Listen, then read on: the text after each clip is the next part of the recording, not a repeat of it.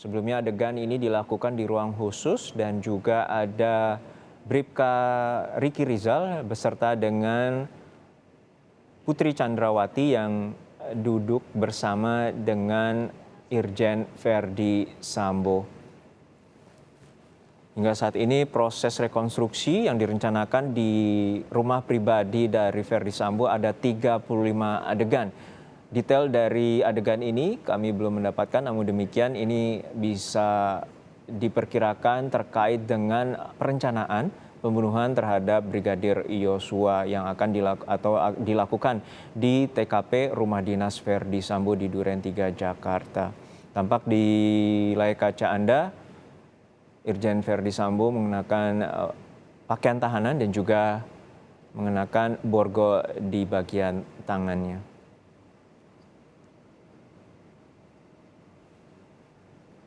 Kita masih menyaksikan proses rekonstruksi ini diwakilkan oleh pemeran pengganti yakni tersangka Verdi Sambo dan juga Putri Chandrawati. Sebelumnya Barada Eliezer juga turut didampingi oleh tim kuasa hukumnya yakni Roni Talapesi. Baik, kami saat ini masih terhubung dengan Suparji Ahmad, pakar hukum pidana Universitas Al-Azhar Indonesia. Pak Suparji, untuk catatan Anda terkait dengan adegan yang menjadi sorotan di Magelang ini belum jelas diperlihatkan. Artinya bisa jadi tidak ada klaim terkait dengan ataupun pengakuan adanya pelecehan seksual di sana. Bisa seperti demikian, Pak Suparji? Ya, kalau begini adanya rekonstruksi, maka kemudian tentang pengakuan dari Putri sama Verdi Sambo adanya sebuah pelecehan seksual, tidak ada reka ulangnya. Tidak ada satu peristiwa yang diulang dalam konteks pelecehan seksual. Maka kan muncul pertanyaan, sebetulnya benar nggak terjadi pelecehan seksual? Apakah kemudian yang kedua, pelecehan seksual itu hanya duduk di tempat tidurnya?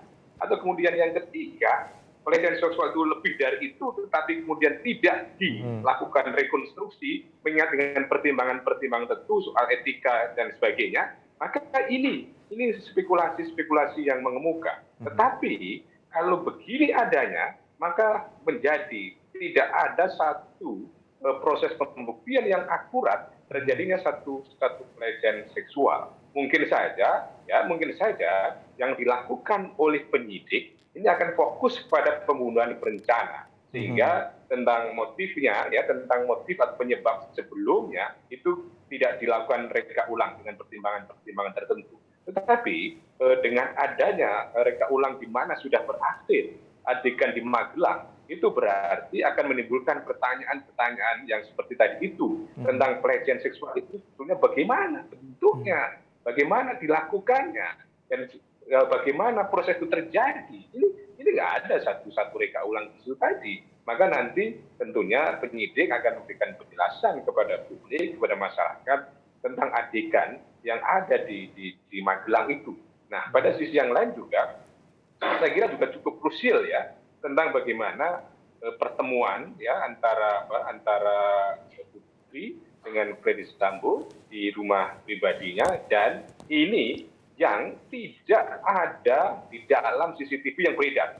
Kalau CCTV yang beredar itu kan bagaimana turun dari mobil, terus kemudian mengangkut barang-barang dari mobil, terus kemudian pindah dari rumah saguling kemudian ke tempat peristiwanya, itu yang terjadi. Yang tidak terungkap di dalam CCTV itu adalah bagaimana tentang mereka melakukan koordinasi, bagaimana ekspresi dari Verdi Sambo ketika menerima keluhan atau kemudian tentang cerita dari Putri dan itu juga tadi sebetulnya kalau kita amati begitu adegan Putri di atas tempat tidurnya, terus kemudian Joshua ada di bawahnya duduk, terus kemudian dia mengangkat telepon handphone. Apakah itu komunikasi dengan Verdi Sambo itu juga sangat menentukan tentang proses pembuktian ini.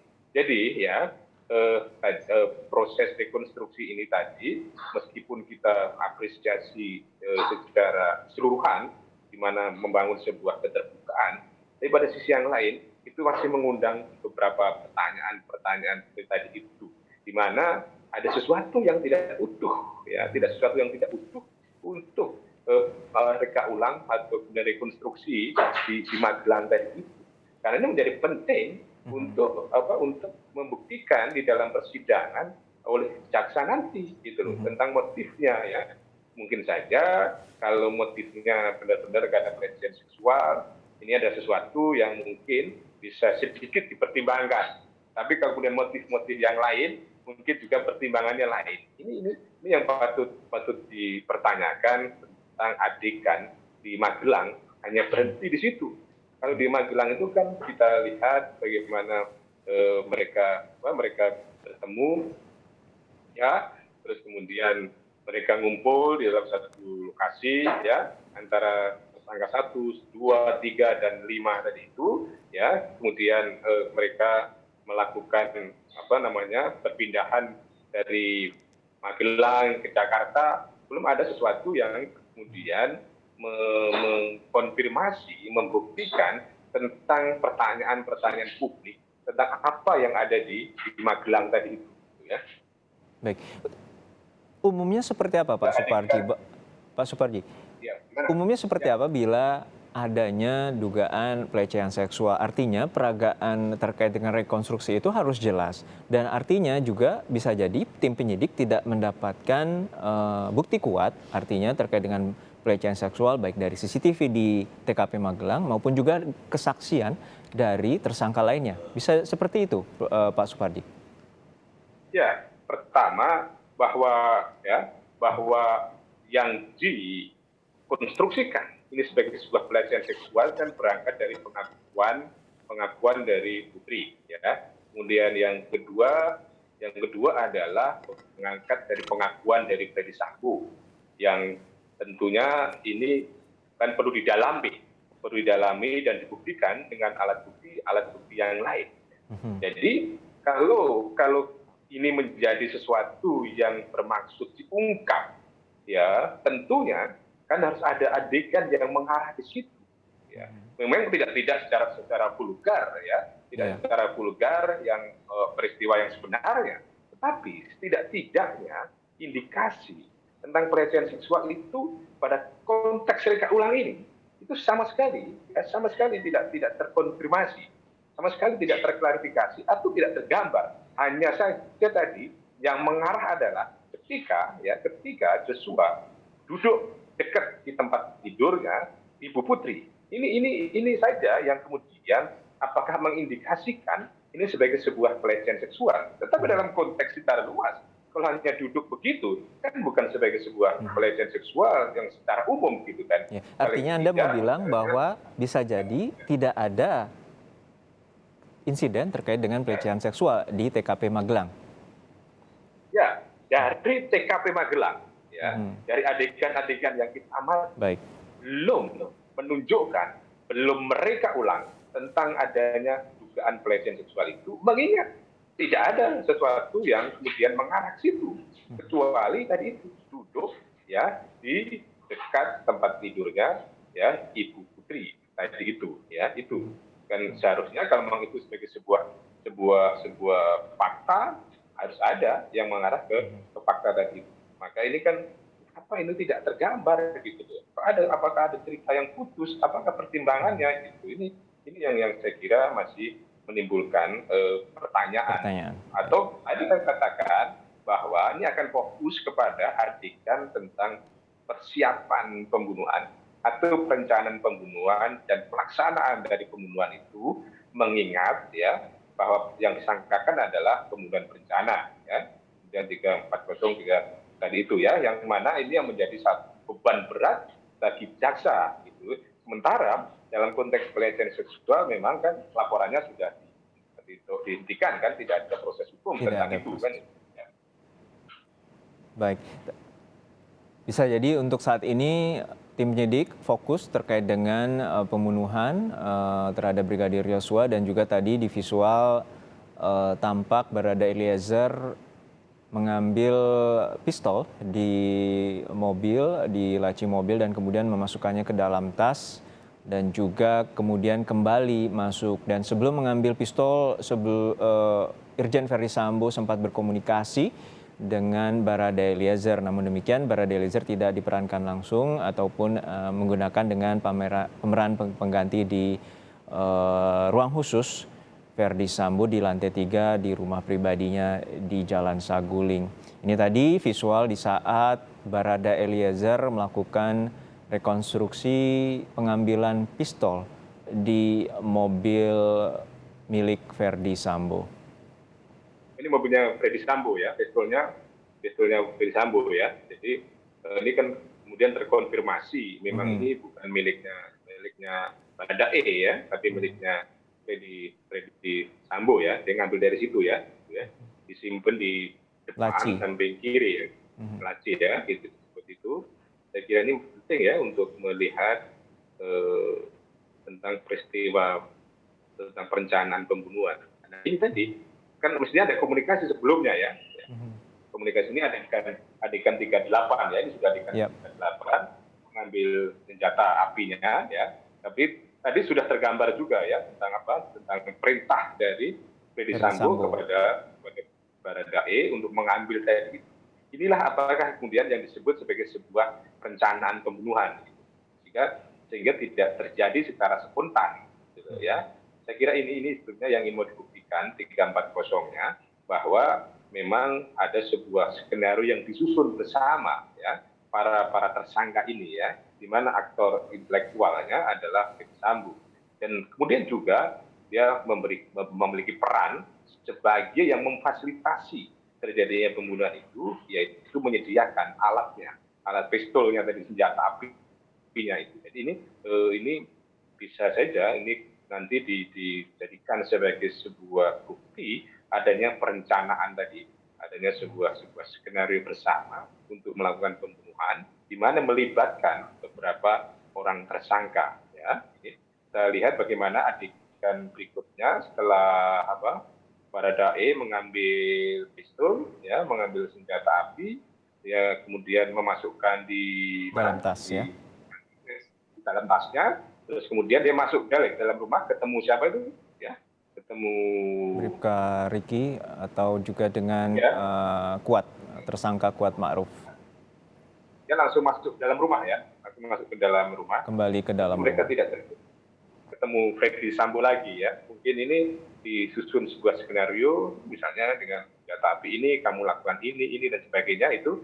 Nah itu saya kira adegan berikutnya akan sangat menarik ya, sangat menentukan untuk tentang tahapan atau agenda atau. Tapi ini juga ada sorotan Pak Suparji, bila proses pemeriksaan dari tersangka Putri Chandrawati ini belum tuntas dan juga Putri belum ditahan. Apakah Anda melihat proses rekonstruksi ini belum tuntasnya terkait dengan pemeriksaan Putri ini akan memengaruhi dari rekonstruksi atau kelengkapan dari rekonstruksi yang dilakukan hari ini? Ya, itu memang cukup mempengaruhi ya. Karena Karena yang bersangkutan belum ditahan, sehingga dikhawatirkan atau dicurigai lah ya, bukan dikhawatirkan, dicurigai ada satu skenario yang bisa disusun ya, karena dalam posisi yang bersangkutan bebas misalnya karena tidak ditahan. Tetapi tentunya kita tidak pada posisi prejudice yang prasangka buruk ya, tapi kita akan melihat, mencermati, dan tentunya penyidik juga punya keahlian lah, keberanian. Ini kan tim khusus ya, yang disiapkan, kemudian publik juga mengawasi secara masif ya. Tentunya kalau karangan-karangan cerita yang tidak nalar, tidak logis, tidak bersesuaian dengan yang lain, maka akan dengan sendirinya terbantahkan. Gitu.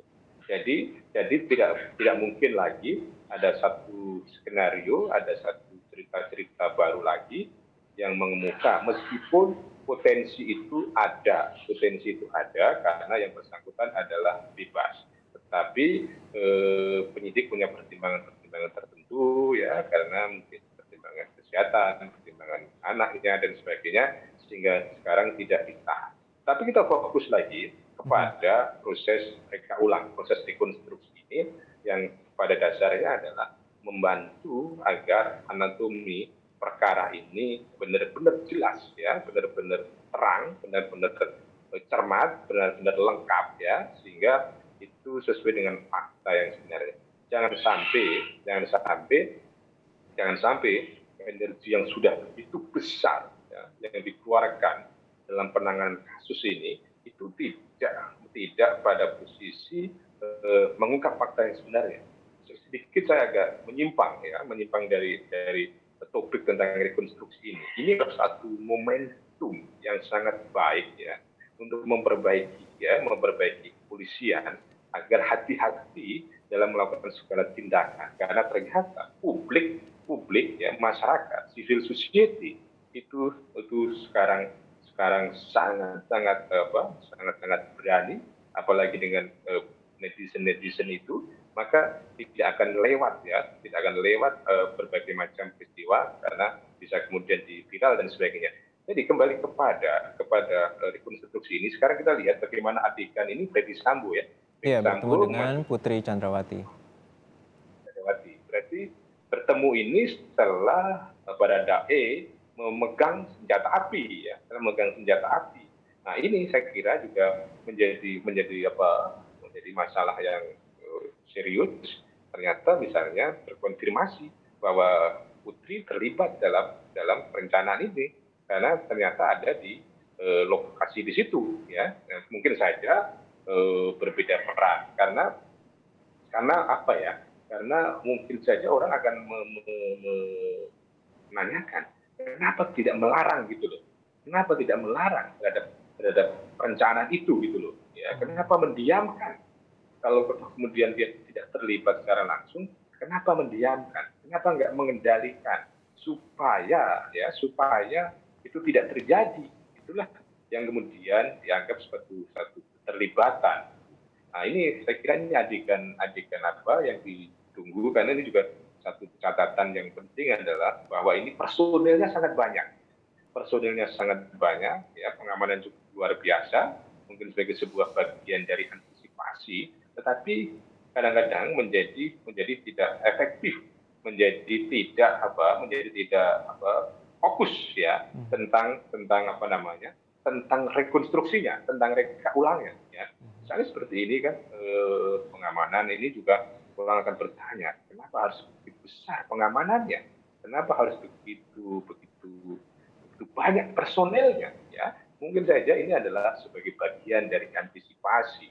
Tetapi harapannya adalah meskipun ini bagian dari satu antisipasi, tidak kehilangan fokus gitu, tidak kehilangan fokus tentang adanya satu upaya reka ulang tadi ini. Ya, makanya kita tunggu adegan ini, baru adegan hampir separuh ya. Ya, tadi terakhir 38 ya.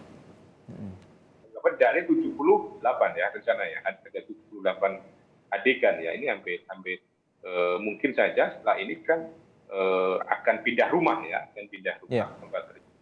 Ya, tentu ini menjadi sorotan yang menarik karena pada dasarnya nanti adegan selanjutnya yakni di TKP rumah dinas Ferdy Sambo, dan kita juga akan terus mengamati terkait dengan apakah nanti Ferdy Sambo juga memegang senjata api lainnya dan juga menggunakan sarung tangan yang seperti dikemukakan sebelumnya oleh tim Sus Polri terkait dengan penembakan terhadap Brigadir Yosua di TKP rumah dinas Ferdy Sambo.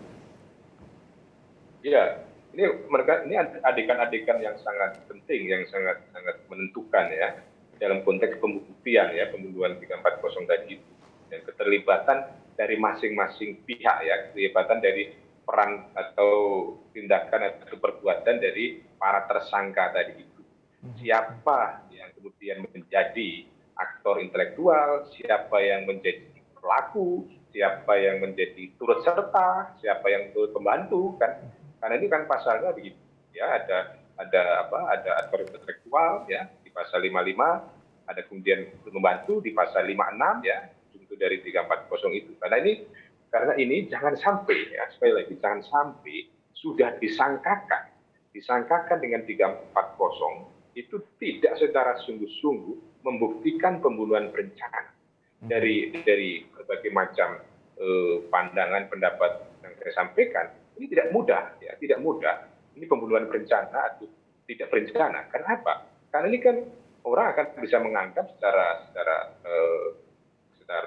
dini ini bukan berencana, ini spontanitas gitu loh. Baik. Tapi kalau ini peristiwanya seperti ini, memang kemudian tergambar perencanaan di mana datang dari Magelang, kemudian memberikan laporan, terus kemudian memberikan instruksi, terus Baik. kemudian mengambil senjata api gitu ya. Itu kan saya kira sebuah perencanaan karena ada alat yang disiapkan.